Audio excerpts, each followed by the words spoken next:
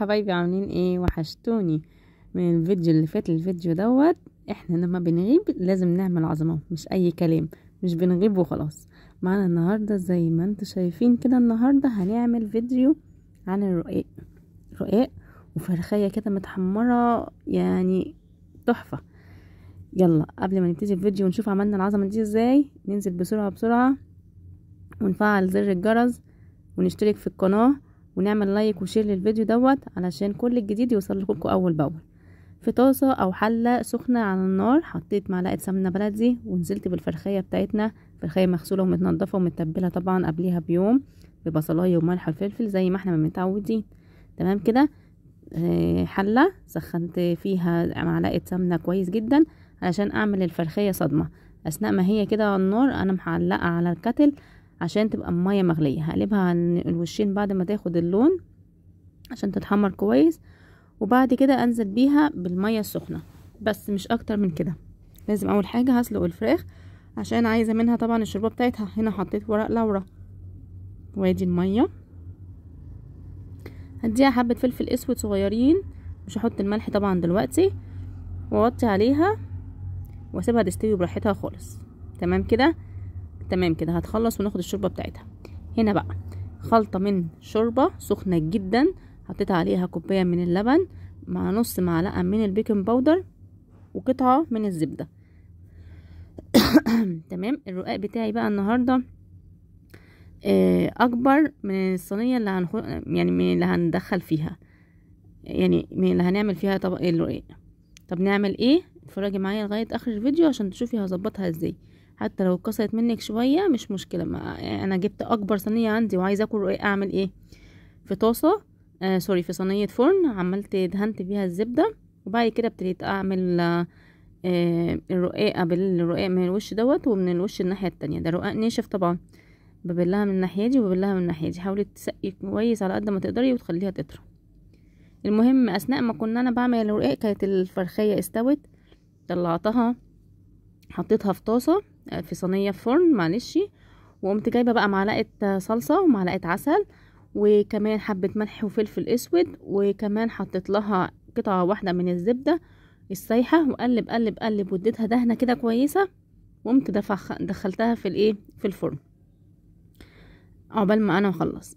بصوا الرقاقه اللي في ايدي اتبهدلت خالص، يا طما هي في النص مفيش مشكله خالص. احنا لسه هنحط طبقه او 2 و3، وبعد كده هنحط اللحمه ونحط 3. المهم من اول واحده من تحت تكون سليمه، واول واحده على الوش كمان تكون سليمه علشان تاخد الشكل العام ويبقى شكلها حلو. تمام كده. انا ببتدي ادوس عليها وبعد كده هديها اسقيها وش كده في النص عشان يطرى اكتر واكتر. بعد ما سقيتها حسيت ان الظروف لسه ناشفه، فببتديت احط كبشه. فما بين كل واحده والتاني كده، ما بين رق والتاني ممكن تحطي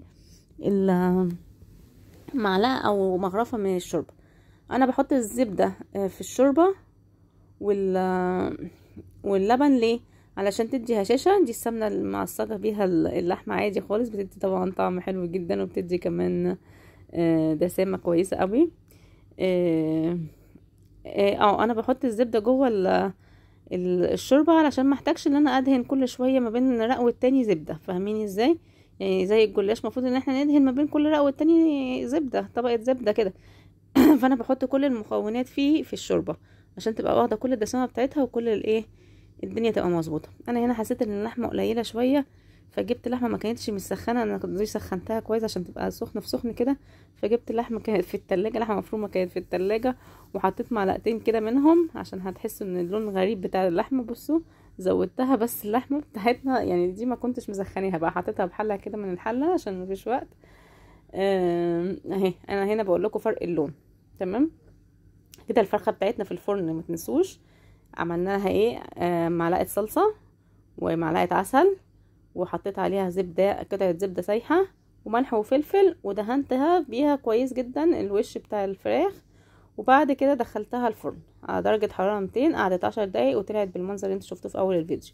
هنكمل بقى بقيت طبقات الرقاق. انا حطيت 3 من تحت، وبعد كده حطيت الحشو، وبعد كده هرجع احط 3 من فوق. تمام كده. سهله وبسيطه اهو. يبقى ما عنديش مشكله حتى لو صينيه صغيره وحسيت ان هي مبهدله مني، انا هحاول اظبط على قد ما اقدر الحروف كده وادخل الحتت الزياده، مفيش اي مشكله. هاكل بالرقاق يعني، هاكل رقاق يعني، مش هشتري له صينيه مخصوص يعني. تمام كده اهي، هي ظبطت. هي بتبقى مكسره شويه بس مش مشكله، كله مع السوا هيخش في قلب بعض، والدنيا هتبقى بيس، وهتشوفيها لما تطلع هتبقى شكلها عامل ازاي. اهم حاجه عندي ان الشوربه تكون سخنه، وسخنه جامد جدا كمان، علشان تقدر تطري الايه الرقاقه اهي. بص بقى انا كده بعد ما خلصت قمت سقيتها بكل الكميه اللي احنا كنا بنشغلين بيها، كميه الشوربه واللبن. طبعا ناس كتير هتقولي مش مستحب ان انت تعمليها بشوربه لحمه، شوربه فراخ لازم تبقى شوربه لحمه. لا، عملتها باي شوربه. حطيت قطعه سمنه كده محترمه على الوش عشان تحمرها. ايه رايكم بقى في العظمه دي؟ يلا لو وصلت معايا لاخر الفيديو ما تنسيش بقى اللايك والشير، ولو ما اشتركتيش في القناه انزلي اعملي اشتراك بسرعه وفعلي زر الجرس عشان كل العظمه دي توصلك اول باول. اشوفكم في فيديو جديد. باي باي يا حلوين.